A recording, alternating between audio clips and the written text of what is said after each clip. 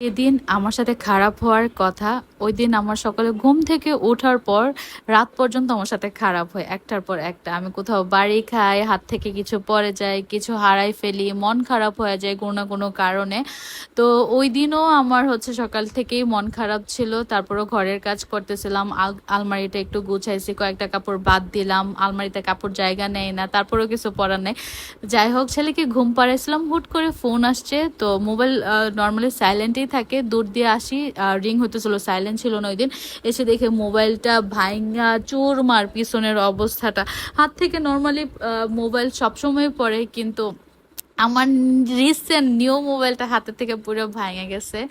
আমি না কোনো জিনিস নিয়ে কখনো এত বেশি মন খারাপ করি না। আমার কোনো কিছু হারাই গেলে কোনো, আমি নর্মালি কোনো কিছুর জন্য কান্না করি না। যদি কোনো বড় বিপদ হয়, টাকা হারাই ফেলি, গোল্ড হারাই ফেলি, আমি না জাস্ট বলি কি যে বিপদ আসছিল, শরীরের উপর দিয়ে গেছে, মানে শরীরের উপর দিয়ে যাওয়ার কথা, হয়তো বা টাকার উপর দিয়ে গেছে, মানে জানের উপর দিয়ে বিপদ না গিয়ে মালের উপর দিয়ে গেছে। কিন্তু ওই দিন আমার মোবাইলটা ভাঙার পর আমি যে কতক্ষণ চুপ করে শুয়ে আসছিলাম। আমার মোবাইলটার মাত্র মনে হয় মানে 1.5-2 মাস হওয়ার, মানে আমার হাতে নিছি 1.5-2 মাস। আমার আইফোন চালানোর বয়সে আমার কখনো এরকম হয় না। এই মোবাইলটাতে এরকম হয়েছে, তাও চোখের পলকে হাত থেকে পড়ছে। পিছনের পাট পুরা, কি বলবো। যাই হোক, মানে সব ভালো খারাপ নিয়েই তো দিন। এই যে এখানে ইফতারির আয়োজন চলতেছে, এই চিকেনটা আমার এত ফেভারেট। বাকি একটু বেগুনি বানাইলাম, আর তরমুজ ছিল। ভাজা পোড়া খাবো না খাবো না বলে বলে অর্ধেক রোজার মাস আমি ভাজা পোড়া পার করে ফেললাম। তারপরে 1 কাপ চা, আর ছেলে ঘুমাইতেছে ইফতারের পর। এর থেকে শান্তি আর কি হয়। মন খারাপের মাঝখানে জামাইয়ের সাথে আবার ঝগড়াও করলাম। বলতে গিয়ে আবার হাসতেছে। আমাদের আবার ঝগড়া, আগে না এমন ঝগড়া হইতো না। এখন বাবু হওয়ার পরে না টুকটাক জিনিস নিয়ে অনেক ঝগড়া হয়। আমার মনে হয় আমার জামাই আমার বুঝে না। এটা না প্রেগনেন্সির পর, আফটার প্রেগনেন্সি ডিপ্রেশন না কি, আমি বুঝি না। খুব ঝগড়া হয়। যাই হোক, ঝগড়া কি, 5 মিনিট পরে সব ঠিকঠাক।